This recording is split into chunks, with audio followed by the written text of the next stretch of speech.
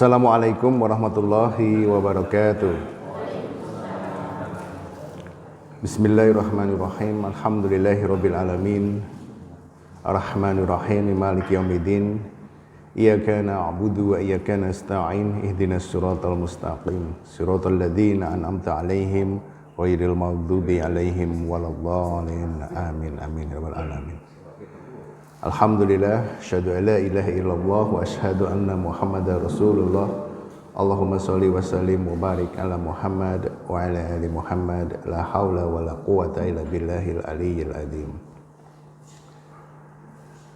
Kita panjatkan rasa syukur kita ke hadirat Allah karena pada pagi hari ini kembali kita diberikan kesempatan oleh Allah untuk bertemu di majelis yang mulia ini, di majelis kajian subuh Masjid As-Salam. Mudah-mudahan kita semua dalam keadaan sehat walafiat. Tambah sehat lagi ketika minum jahe susu panas, insyaallah. Sambil ada snack, ya, dan juga ada apa ini? Dalamnya apa ini? Hah? Yang pokoknya nasi atau apa ini ya, masya Allah ya. Mudah-mudahan apa yang kita nikmati hari ini sebagai bentuk kasih sayang Allah kepada kita yang bisa kita syukuri bersama-sama. Salam dan salawat mudah-mudahan terlimpah bagi junjungan kita Nabi besar, Nabi yang agung, Nabi Muhammad sallallahu alaihi wasallam. Ibu, bapak yang dirahmati Allah, kita kembali bertemu dalam kajian Ensiklopedia Muhammad yang kemarin kita sudah menyelesaikan perjalanan Nabi mulai sejak lahir hingga sampai beliau wafat. Dan sekarang kita masuk di bab tentang membahas tentang tugas-tugas kenabian. Sebelum nanti kita masuk ke kitab yang kedua, yaitu membahas Nabi sebagai pribadi yang mulia. Insya Allah kalau ada kesempatan mungkin minggu depan ya, mudah-mudahan kita bisa bertemu. Tapi kemarin saya dapat kabar dari Mas Rizky Assalam. Mas Rizky Assalam di Kalimantan Barat, di Pontianak. Dia minta, perusahaannya itu minta saya datang ke sana gitu. Jadi Pak Edi, saya mungkin pengen silaturahmi sama Pak Edi. Tapi caranya Pak Edi ngisi di kantorku. Ternyata beliau bekerja di Telkomsel di cabang Pontianak ya. Jadi bisa, mudah-mudahan tanggal 8 saya berangkat, tanggal 9 saya bertemu di sana. Boleh ikut monggo sambil bawa jahe panas ini ya, kita bawa ke sana.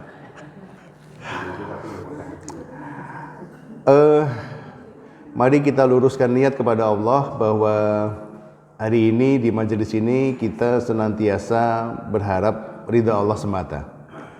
Dan kita mengisi kajian subuh ini dengan sesuatu yang membuat kita berzikir, ingat kepada Allah, ingat kepada Rasulullah, sehingga nanti di waktu Isra kita bisa melakukan sholat sunnah 2 rakaat bersama-sama, karena insya Allah itu pahalanya setara dengan haji dan umrah, sempurna ya.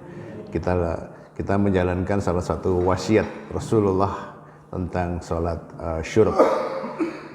Bapak Ibu yang dirahmati Allah, kita akan membahas tentang 8 aspek fundamental pada tugas kenabian yang dibahas oleh penulis di kitab Muhammad sebagai Nabi karya Afzalur Rahman dari Pakistan.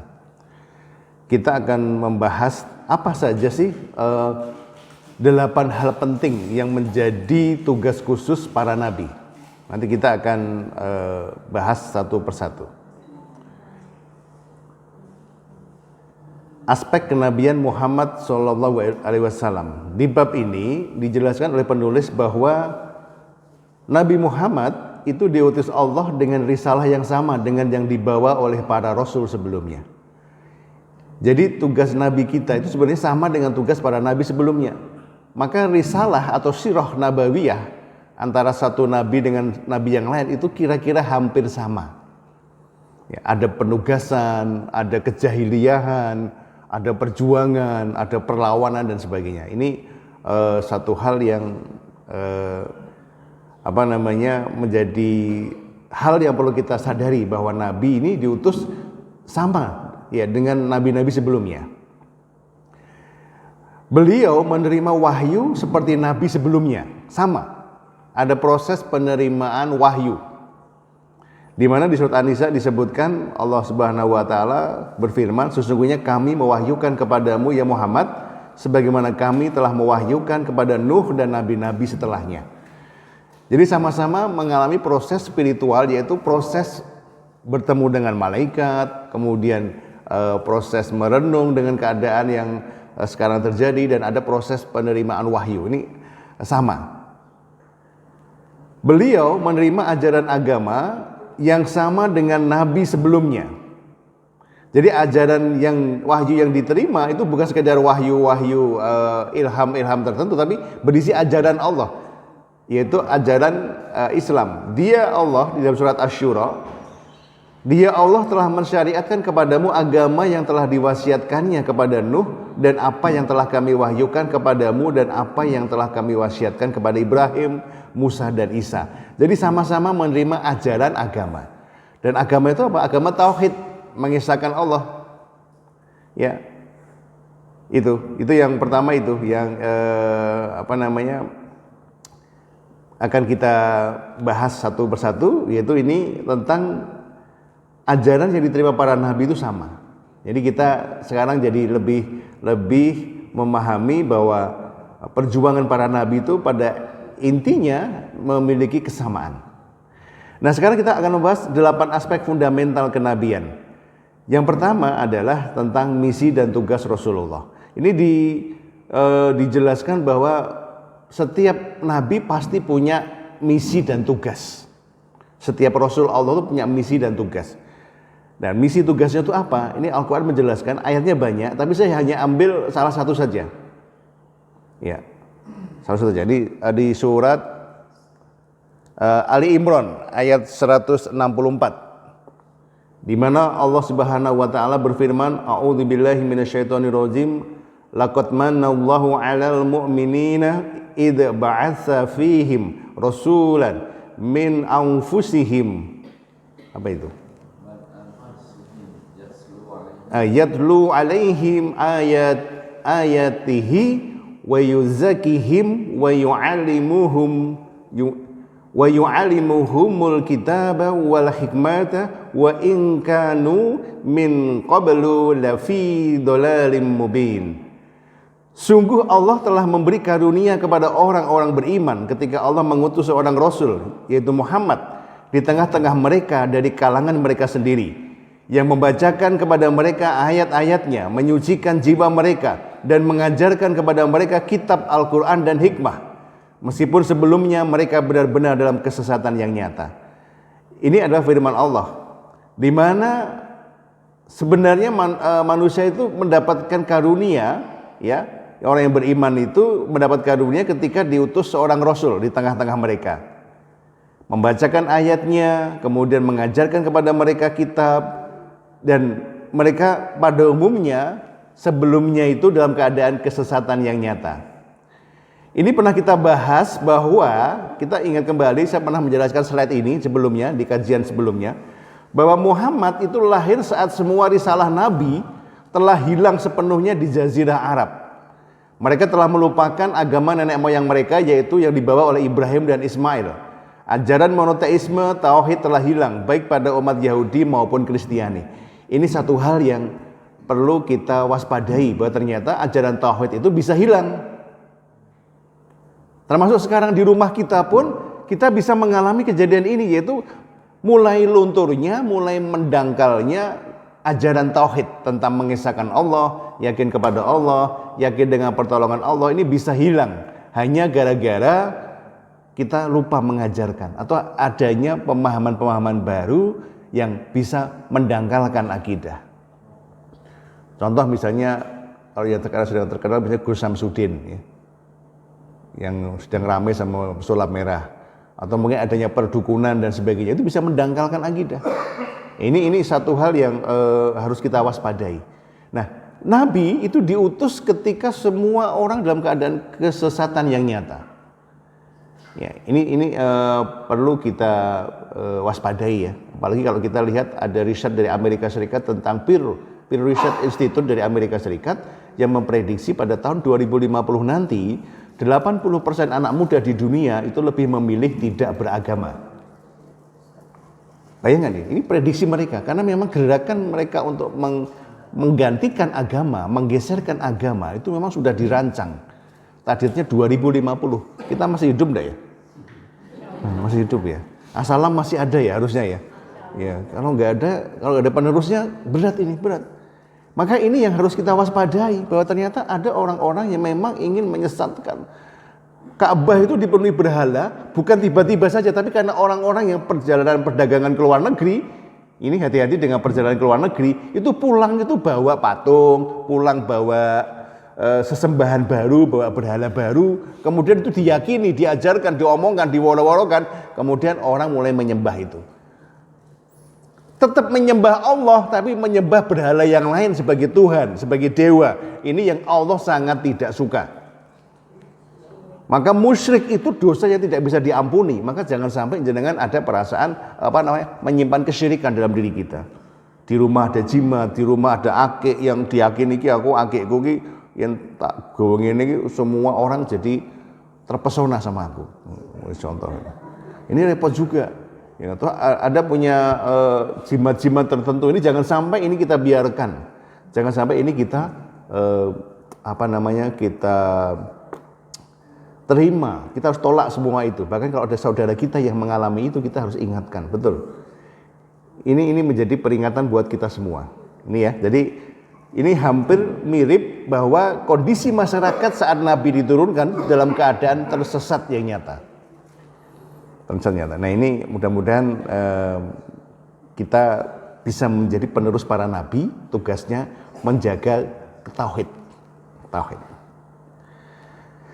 Yang kedua, ini sekarang udah jam berapa ini? Lu kok sudah selesai ya? Oh belum ya, oke. Yang kedua, aspek fundamentalnya adalah diutus sebagai rahmat. Ya tadi sudah disampaikan ya. Nah ini ada sebuah firman dari Allah di surat Al-Qasas ayat 46. A'udzubillahi minasyaitonirrajim. Wa ma kunta bijanibil dur ya. Idna daina walakin rahmatan mir rabbika litundira qauman ma atahum min nadirin min qablika la'allahum yatadzakkarun. Dan engkau Muhammad tidak berada di dekat Tur gunung ketika kami menyeru Musa, tapi kami utus engkau sebagai rahmat dari Tuhanmu agar engkau memberi peringatan kepada kaum Quraisy yang tidak didatangi oleh pemberi peringatan sebelum engkau, agar mereka mendapat pelajaran. Nah, ini adalah salah satu tanda bahwa Nabi Muhammad itu walaupun tidak berada di dekat Gunung Tur ya, ketika Allah menyeru Musa, tapi dia itu sama dengan tugasnya Musa, yaitu diutus sebagai rahmat, sebagai karunia, agar memberi peringatan kepada kaum Quraisy yang tidak didatangi oleh pemberi peringatan sebelum engkau, agar mereka mendapat pelajaran. Ya, ini salah satu tugas bahwa kedatangan Nabi itu adalah rahmat. Jadi kalau panjenengan ini ketemu dengan para ustadz atau para ulama yang menyampaikan kebaikan tentang ayat-ayat Allah, itu sebenarnya Allah sedang memberikan rahmat kepada kita. Maka jenengan harus bersyukur kalau bisa menikmati rahmat itu. Misalnya hari ini, jenengan merasa benar-benar, ya Allah, beri tugas Nabi itu Masya Allah ya sangat luar biasa. Jenengan bisa menikmati kajian-kajian di majelis pengajian apapun, itu akan menjadi rahmat.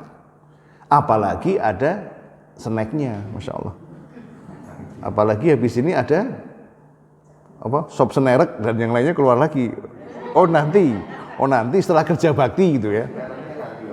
Udah dirancang nanti ya, setelah kerja bakti bersih-bersih masjid ada sop senerek, Masya Allah. Harusnya sop senerek plus kepala sapi gitu ya. Itu beku ya sudah ya. Oke. Iya. Maka karena sebagai rahmat kita tahu bahwa kemudian dakwah Nabi itu dilakukan walaupun kaumnya sesat, tapi karena ini sebagai rahmat dan karena diperintah oleh Allah sebagai utusan, maka dakwah harus jalan walaupun diam-diam, walaupun dari mulut ke mulut, walaupun satu-satu. Nah ini Ini yang kita bahas, bahwa Muhammad diangkat menjadi nabi saat berusia 40 tahun, kemudian ajaran Islam diterima lalu disampaikan di kalangan terdekatnya secara diam-diam. Karena apa? Karena ada misi penugasan tadi. Ya. Ini salah satu hal yang kita pahami mengapa Nabi kemudian melakukan dakwah dengan secara diam-diam, karena orang yang kebanyakan mayoritas itu mungkin sedang tersesat, ya ini harus pelan-pelan, harus mencari dukungan pelan-pelan. Seperti sekarang ini di As-Salam ini mungkin yang mendukung yang memakmurkan masjid juga nggak bisa semuanya, mungkin hanya segelintir orang. Nah ini kita harus melakukan hal ini, kita tetap harus menyampaikan diam-diam hingga nanti terbuka, hingga nanti mungkin masif, lebih gencar, lebih tertata, lebih gencar. Nah itu nanti kita lakukan. Ini diutus sebagai rahmat. Kemudian yang ketiga, aspek fundamental lain yang ketiga adalah ternyata Nabi itu pemberi peringatan dan pembawa kabar gembira. Ini di surat Al-A'raf ayat 184, Allah berfirman, walam yatafakkaru ma bisahibihim min jinati in huwa illa nadhirun mubin. Dan apakah mereka tidak merenungkan bahwa teman mereka yaitu Muhammad tidak gila? Dia Muhammad tidak lain hanyalah seorang pemberi peringatan yang jelas. Nah, dengan ajaran-ajaran yang dibawa oleh Nabi, banyak orang mengatakan Nabi itu gila, pembohong, penyihir. Ya, seperti ini kalimat firman Allah yang kedua di surat Yunus,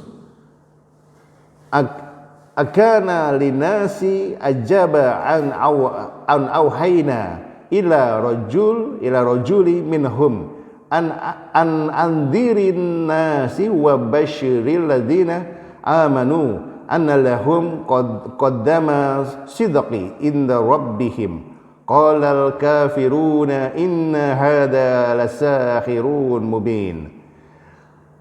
Pantaskah manusia menjadi heran, ya, bahwa kami memberi wahyu kepada seorang laki-laki di antara mereka.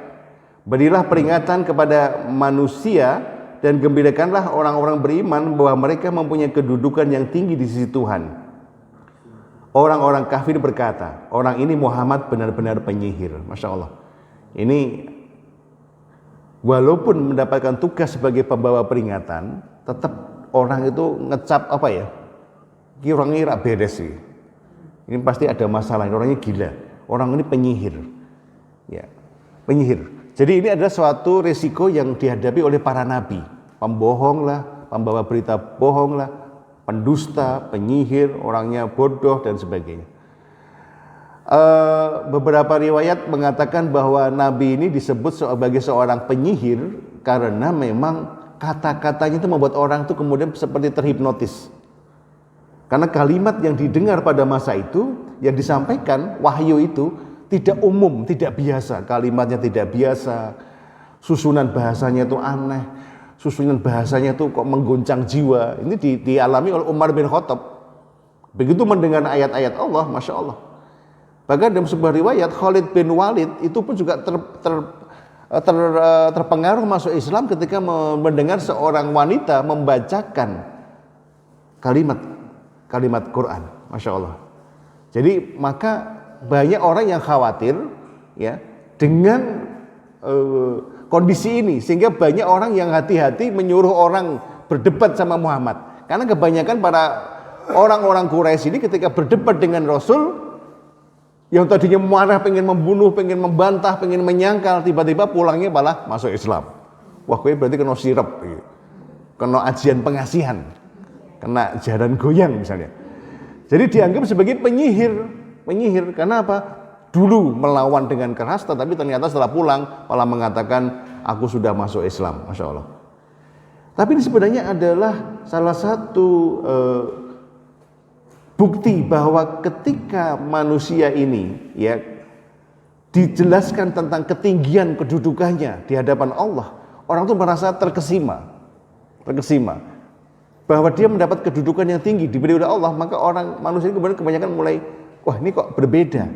berbeda. Bahwa orang punya posisi yang sama. Nah, ini orang berbeda karena perbudakan di sana waktu itu sudah sangat kuat, tetapi begitu diberikan penjelasan bahwa manusia sama di hadapan Tuhannya, itu suatu hal yang aneh. Sesuatu yang membuat mereka itu kemudian heran. Ini orang ini kok nggak bawa berita yang aneh, bawa kabar yang aneh, membawa prinsip yang aneh. Nah, maka Islam pun besok akan datang dengan cara yang asing di akhir zaman itu juga dia seperti aneh, ajarannya aneh, pakai jilbab, kelihatannya aneh, misalnya, ya. Kemudian menjaga kesucian jiwa itu juga dianggap aneh. Apalagi nanti kalau jenengan nanti, mudah-mudahan saya bisa menghadirkan sahabat saya, Ustadz Farid Prianggono, itu membawa kajian tentang akhir zaman. Tanda-tanda akhir zaman itu akan diungkapkan semua. Bagaimana prediksi Nabi, itu membuat kita gemeter rasanya, Masya Allah. Ya, kita akan menjadi orang yang, Masya Allah, akhir zaman itu ternyata banyak peristiwa luar biasa yang perlu kita ketahui untuk persiapan. Di antaranya Dajjal datang. Nah, ini Masya Allah. Bahkan mungkin sekarang ini sudah ada debu-debunya Dajjal datang. Kita tidak bisa menolak, tidak bisa menghindari itu. Oke. Nah, bagaimana, ini kita masih ingat kemarin tentang salah satu tanda-tanda ya Nabi disebut penyihir itu karena ini ada juga yang mengatakan kemukjizatan Nabi ketika mengetahui bahwa kertas perjanjian kalangan Quraisy untuk memboikot Nabi, ternyata surat yang ditulis itu sudah habis dimakan apa? Dimakan rayap. Itu membuat orang malah merasa, ini berarti benar-benar penyihir. Ya, Nabi itu tahu bahwa surat yang dibuat oleh Quraisy yang disimpan di dalam Ka'bah yang mengatakan semua suku Quraisy akan memboikot keluarganya Nabi Muhammad dan mereka disingkirkan, tidak ada orang yang mau berinteraksi. Ya, itu ternyata Nabi mendapat pemberitahuan dari Jibril bahwa sekarang surat itu sudah habis dimakan rayap, tinggal tulisannya Allah saja, Allah. Kemudian berita ini disampaikan kepada pamannya. Kemudian pamannya berkata, ini kamu tahu dari siapa? Dari Tuhanmu? Iya, betul. Jibril menyampaikan kepadaku. Maka pamannya dengan gagah berani berangkat ke orang Quraisy bahwa ini boikot harus segera dihentikan. Selama 3 tahun Nabi diboikot. Ya, kenapa? Surat yang kamu tulis itu sudah habis semua, dimakan rayap, kata Abu Thalib. Tenang nih, tenang. Ya udah, kalau memang betul, kita akan menyelesaikan boikot. Tapi jika kamu salah, boikot Nabi Muhammad akan kami tangkap. Abu Thalib mengatakan, ya, kalau aku salah, silakan tangkap keponakanku. Apa yang terjadi? Setelah dibuka Ka'bah, diambil suratnya, betul. Surat 1 lembar habis dimakan rayap, tinggal kata-kata Allah di situ. Kemudian boikot berakhir. Tapi apakah orang Quraisy kemudian masuk Islam? Tidak. Mereka mengatakan, inilah Muhammad punya sihir yang bisa menyihir rayap untuk berbondong-bondong memakan surat perjanjian itu. Masya Allah, ini luar biasa. Ini padahal itu sebuah misi, ya, misi kenabian, dan Nabi mendapatkan wahyu keistimewaan seperti itu. Tapi karena orangnya sudah ada kedengkian, itu yang merasa ini wah pasti sihir, ini pasti bohong, nggak percaya lagi. Ini salah satu yang sering dihadapi oleh para nabi. Jadi saya hanya ingin menggambarkan tugas nabi itu nggak gampang, nggak tiba-tiba mulus ngajak kebenaran, tiba-tiba semua mendukung semua, enggak, berat. Jadi ketika kita membaca Quran, ketika kita mengaji di rumah, ketika kita datang ke pengajian di masjid, mendatangi surat masjid, yuk kita ingat bagaimana perjuangan nabi kita ketika membawa ayat ini, membawa ajaran ini demikian berat. Maka kalau Anda merasa berat, merasa aku lagi enak badan, ya berusaha untuk bisa terus mengingat perjuangan ini sehingga muncul semangat. Ini harapannya begitu dengan kajian seperti ini. Ya, sering di antara kita gara-gara mungkin masuk angin akhirnya nggak mangkat ngaji, kan banyak ya di antara kita. Oh, jerawatan akhirnya nggak jadi berangkat. Ya, terus ya, aku panune metu ora sido ngaji. Hubungannya apa antara panu kita atau jerawat kita dengan ngaji? Ya, kita bisa mengingat ini perjuangan Nabi demikian berat. Sudah diboikot 3 tahun, ya. sampai banyak yang kelaparan, kemudian ternyata begitu menunjukkan salah satu karomah, mukjizat, ternyata dianggap penyihir, bayangan itu. Nah, yuk kita minum dulu sebentar nih, Masya Allah. Ini juga ada sihirnya nih, membuat semangat ini, Masya Allah.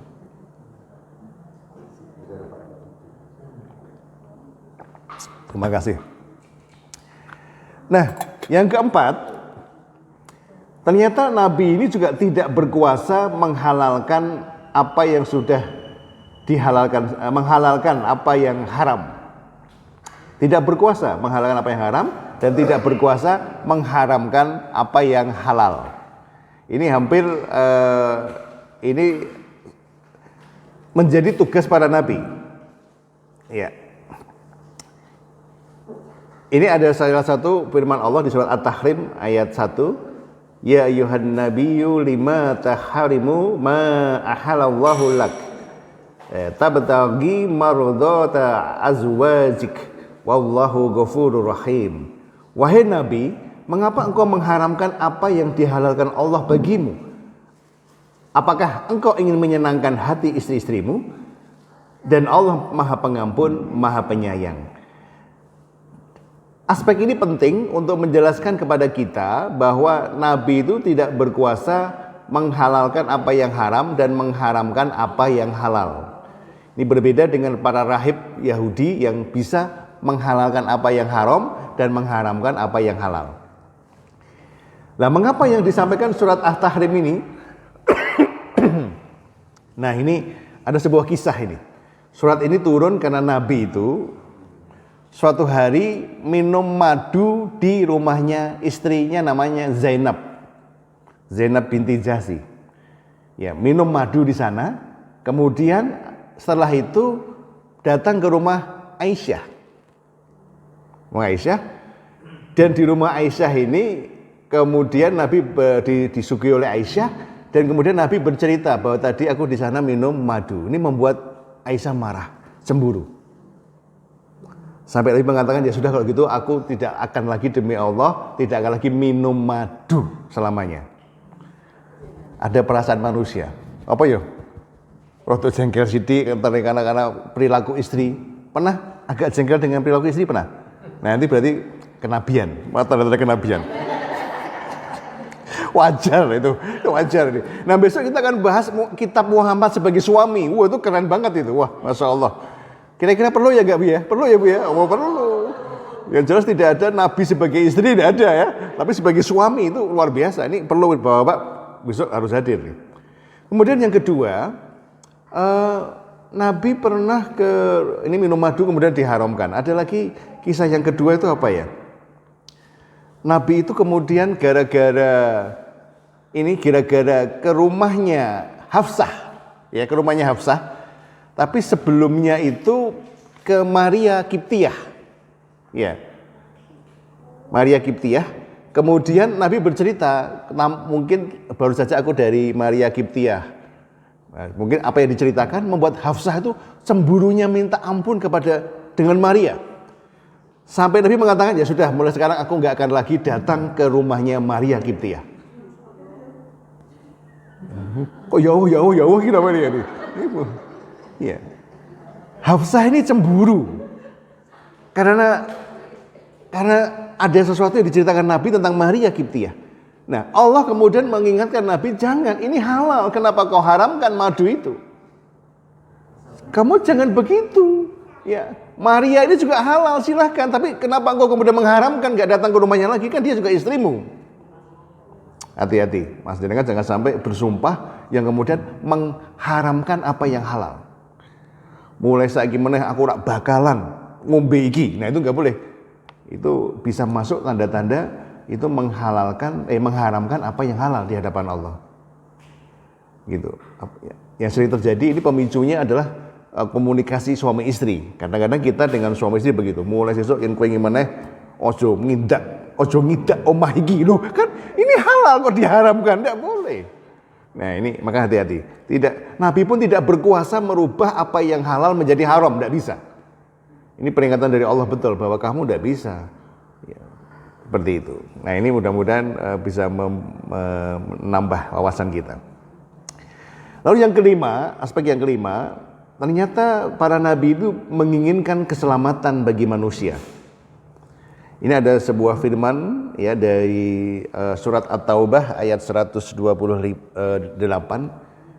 di mana Allah berfirman, laqad ja'akum rasulun min anfusikum azizu 'alaihi ma 'anitum harisun 'alaikum bil mu'minina raufur rahim. Sungguh telah datang kepadamu seorang rasul dari kaummu sendiri. Berat terasa olehnya penderitaan yang kamu alami. Dia sangat menginginkan keimanan dan keselamatan bagimu, penyantun dan penyayang terhadap orang-orang yang beriman. Masya Allah. Ini menjelaskan kepada kita tentang Allah itu mengatakan bahwa Rasul itu datang ke kaumnya, diutus oleh Allah. Dan bagi orang yang beriman, mengikuti Nabi itu berat terasa penderitaannya ketika menerima Islam, memperjuangkan Islam, itu berat banget. Tetapi sebenarnya Nabi ini sangat menginginkan keimanan dan keselamatan bagimu, penyantun dan penyayang terhadap orang-orang yang beriman. Jadi Nabi ini bukan sekedar hanya menyampaikan ayat utusan, tapi dalam hatinya itu benar-benar ingin agar manusia itu iman, bertakwa, dan selamat. Masya Allah. Di hatinya itu tulus menyayangi. Masya Allah.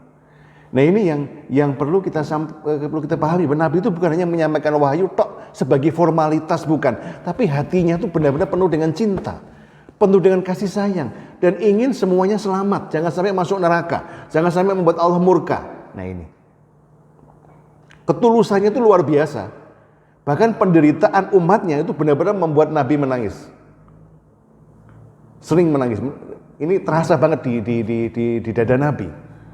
Saya pernah ketemu dengan seorang Gus itu, para wali katanya, para wali Allah itu ternyata setiap hari itu kenapa dia tidak bisa tenang, karena merasakan penderitaan yang dirasakan oleh umat itu demikian kuat di hatinya. Jadi penderitaan orang miskin, orang-orang yang sedang punya masalah itu semua dirasakan oleh para wali. Nah, Nabi itu lebih dari itu. Bisa merasakan penderitaan orang-orang yang beriman karena mempertahankan imannya, akhirnya tidak mencuri walaupun kekurangan. Karena mempertahankan imannya, dia akhirnya berusaha berjuang terus dalam hidupnya mencari nafkah yang halal. Ini terasa di hati Nabi, Masya Allah. Ya. Maka kalau panjenengan pas dalam keadaan punya masalah, perbanyak sholawat kepada Nabi, karena sholawat itu akan sampai kepada beliau dan akan dibalas beliau dengan sholawat juga, dan itu mudah-mudahan menjadi doa bagi kita ya agar masalah kita segera cepat diselesaikan, insyaallah, amin. Oke. Nah, berikutnya yang keenam, nah para nabi ini ternyata memiliki prinsip sikap yaitu tidak pernah berkhianat. Ya, Allah berfirman, wa ma kana linabiyyin ayyagul wa man yaglul ya'ti bima ghala yaumal qiyamah summa tuwaffa kullu nafsin ma kasabat wa hum la yudlamun. Yang artinya, dan tidak mungkin seorang nabi berkhianat dalam urusan harta rampasan perang. Barang siapa berkhianat, niscaya pada hari kiamat dia akan datang membawa apa yang dikhianatkannya itu. Kemudian setiap orang akan diberi balasan yang sempurna sesuai dengan apa yang dilakukannya, dan mereka tidak dizalimi. Ada sebuah kebiasaan pada masa itu, pemimpin yang ditaati oleh umat, orang-orang Quraisy itu biasanya kalau membagi urusan rampasan perang itu sering tidak adil. Sehingga ada kekhawatiran Nabi itu nanti juga begitu. Ya, ini sempat terjadi ya waktu perang Uhud. Jangan kita pernah bahas ya. Penyebab para pemanah, 50 orang pemanah turun dari bukit itu karena apa? Melihat ghanimah ditinggalkan pasukan Quraisy. Mereka itu ada pikiran, engkau gek Nabi bagine ora adil. Yuk cepet-cepetan. Nah, kemudian ayat ini turun. Tidak mungkin Nabi itu berkhianat kepada kalian, terutama dalam pembagian harta rampasan perang. Ya. Ini yang kita ceritakan dulu yang menyebabkan Nabi terluka sampai berdarah. Dan dibawa ke gua di bukit Uhud. Ya, yang darahnya sampai sekarang ini kalau panjenengan datang ke sana masih harum semerbak, Masya Allah.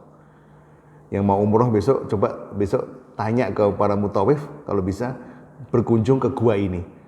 Yang bisa naik biasanya cowok-cowok, tapi sekarang udah dipageri. Ya, ini harus cari jalan yang lain. Saya sempat duduk di dalam itu dan masya Allah bau darah Nabi itu sampai sekarang masih ada. Nah, ini salah satu mukjizat. Bahkan kalau penjenengan nanti mau ke Ma'la itu, ke makam Siti Khadijah, kalau jenengan duduk di sana merenung, itu ada bau harum dari makam beliau masuk ke hidung. Saya lama ke sana, kok orang harum-harum ya. Akhirnya Pak Edi coba tenang dulu dah, mengingat Siti Khadijah perjuang seperti apa. Tiba-tiba harum itu muncul. Semerbak, masya Allah. Ya, ini memang ini harus ada yang mengantar kalau jalan-jalan seperti itu. Biasanya kalau paket-paket khusus tuh tidak ke sini. Itu harus ngomong sama para mutawif, mudah-mudahan. Ini. Nah, di perang Uhud itu ada prasangka pasukan panah yen entuk ganimah ki Nabi enggak adil. Nah, muncul ayat tadi, tidak mungkin Nabi itu berkhianat. Apalagi egois mementingkan dirinya sendiri. Contoh ini, gelas saya paling besar. Ini contoh ini Pak Edi paling gede itu kan. Ini bisa termasuk kategori wah berarti Pak Edi mendapat porsi lebih besar. Ini juga dihindari ya. Nabi tidak ingin menimbulkan persepsi seperti itu. Maka kemudian Allah menyampaikan bahwa Nabi enggak seperti itu. Ini bukan karena keinginan saya. Ini karena mungkin panitia merasa Pak Edi itu perutnya besar ya. Sehingga tangki ini lebih gede, sisi ini lebih gede, porsi lebih gede. Jadi adil sesuai dengan porsinya. Mas Zaki juga harusnya seperti saya kan?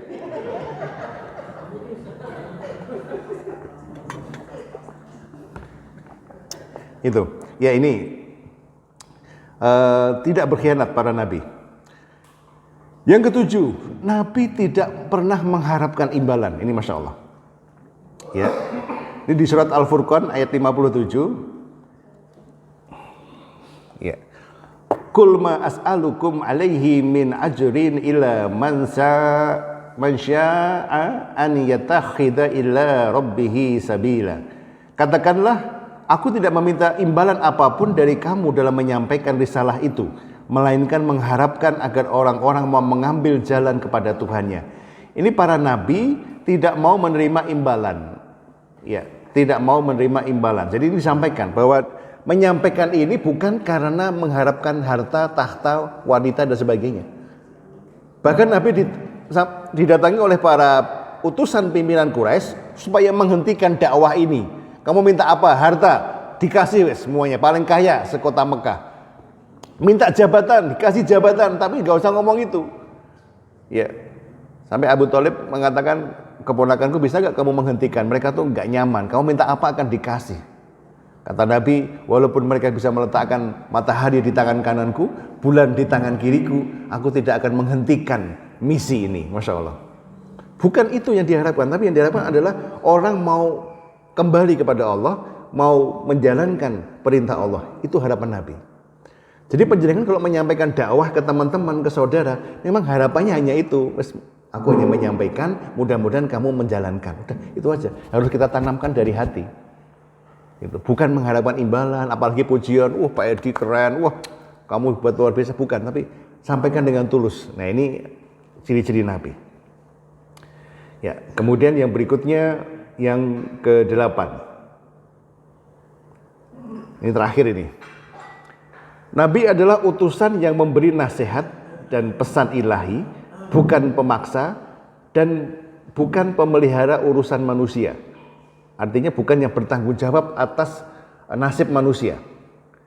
Ini ada di surat Al-An'am ayat 66. Allah berfirman, wa kadzdzaba bihi qaumuka wa huwal haqq qul lastu 'alaikum biwakil. Dan kaummu mendustakannya tentang azab, bahwa azab itu nanti ada. Enggak mungkin tidak ada. Padahal azab itu benar adanya. Katakanlah Muhammad, aku ini bukanlah penanggung jawab kamu besok di akhirat, aku yang bukan yang bertanggung jawab. Aku yang bukan menanggung dosa kalian. Aku bukan pembebas kalian. Aku bukan penebus dosa kalian. Kalian akan bertanggung jawab dengan diri kamu sendiri kalau kamu nggak mengikuti apa yang aku sampaikan. Ya. Seperti sekarang ini kayaknya parlemen Paris Perancis itu akan menyetujui dan mengesahkan undang-undang bahwa manusia itu boleh untuk mendapatkan pelayanan bunuh diri secara terhormat. Itu boleh.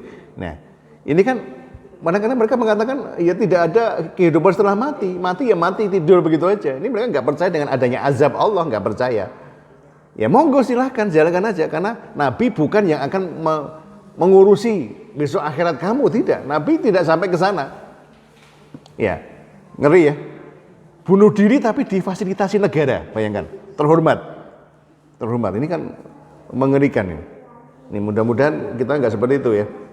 Saya banyak ketemu pasien-pasien yang datang ke rumah saya yang karena setiap saat kalau sedang punya masalah tuh pengen bunuh diri, ya, pengen menyilet. Ya. Alhamdulillah begitu ketemu problemnya ya kita bisa mengatasi.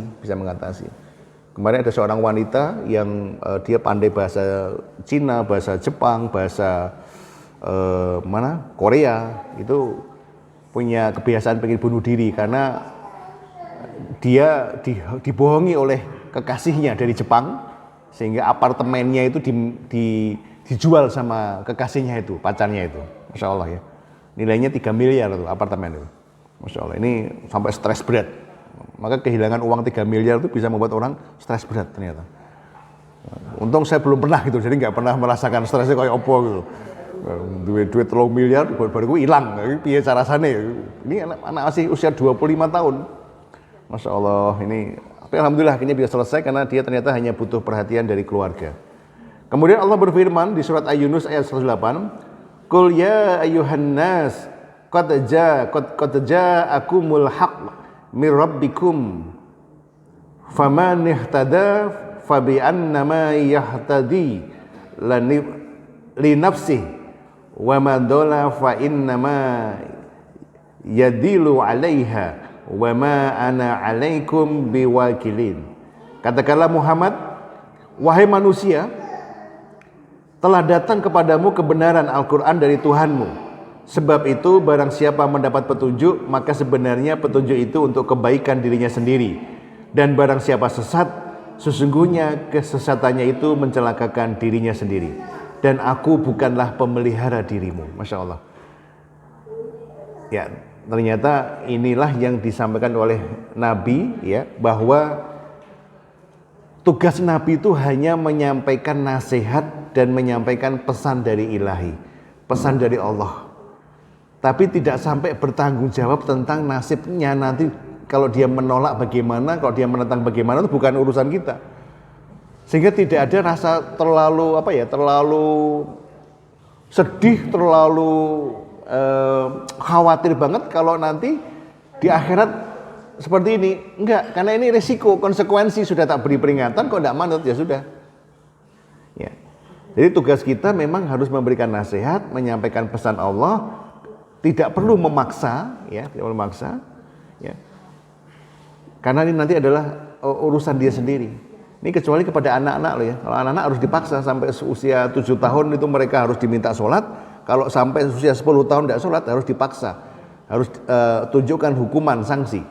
Agar dia tidak menyepelekan hukum-hukumnya Allah. Nah ini salah satu hal yang perlu kita sampaikan. Tetapi ketika ada orang yang menentang, ada orang yang tidak taat, ada orang yang tidak mau, kita tidak perlu sampai baper, saya baper, sampai tidak bisa tidur. Tak ajak sholat di masjid, tak gelem. Wah, aku jadi reso mangan gara-gara dia tidak mau di masjid Assalam. Sampai ada begitu, jangan sampai. Orang tugas kita hanya menyampaikan, yuk makmurkan masjid Assalam. Kalau nggak ada orang yang mau, ya tidak masalah. Tapi jangan sampai kemudian tidak bisa makan, tidak bisa tidur, gara-gara mikir orang itu, enggak. Kita hanya tugasnya menyampaikan. Insya Allah nanti di akhirat nanti akan rugi, menyesal. Karena kok ono masjid yang cedak omahmu, kok orang dimakmurkan, kok orang di openi, kok orang diramaikan, nah ini akan menyesal. Masya Allah. Jangan sampai hidup kita itu hanya mampir ke masjid saat kita disolatkan tok. Jangan sampai, ya kan? Kan banyak orang begitu, menyesalnya menangis ketika disolatkan ke masjid. Kenapa? Menangisnya bukan karena menyesali dosa-dosa, itu menyesali kenapa aku kok masuk ke masjid pas aku mati. Itu dia menyesal. Masya Allah. Maka mudah-mudahan kita semua ini menjadi orang-orang yang dimudahkan oleh Allah untuk menjadi pengikut Islam yang taat. Ya. Jangan sampai Islam ini hilang dari kehidupan kita. Jangan sampai saat usia kita semakin bertambah itu kita justru semakin jauh dari Allah. Tanda-tanda keberkahan itu adalah ketika panjenengan bertambah usia, itu ibadah terasa lebih semangat, ibadah terasa lebih nikmat, dan Anda itu senang sekali untuk semakin mendekat kepada Allah. Bahkan semua masalah yang Anda dapatkan, semua nikmat, semua cobaan itu membuat Anda semakin dekat kepada Allah. Nah, ini adalah salah satu tanda-tanda keberkahan kita. Mudah-mudahan dengan kajian seperti ini di As-Salam ini kita sama-sama meningkatkan keimanan dan ketakwaan kita kepada Allah Subhanahu wa taala. Dan mudah-mudahan kita bisa istiqomah untuk mengikuti kajian syuruk seperti ini. Mudah-mudahan Allah berkenan memberikan kita pahala umroh dan haji kepada kita semua. Amin ya rabbal alamin. Demikian, semoga bermanfaat dan mudah-mudahan kita semua mendapat karunia Allah, mendapatkan karunia husnul khatimah, ya, dan kemudian kehidupan yang lebih berkah, selamat dunia akhirat. Demikian, mari kita tutup bersama dengan membaca hamdalah dan doa penutup majelis. Alhamdulillahirabbil alamin. Subhanakallahumma wa bihamdika asyhadu alla ilaha illa anta astaghfiruka wa atubu ilaik. Terima kasih. Wassalamualaikum warahmatullahi wabarakatuh.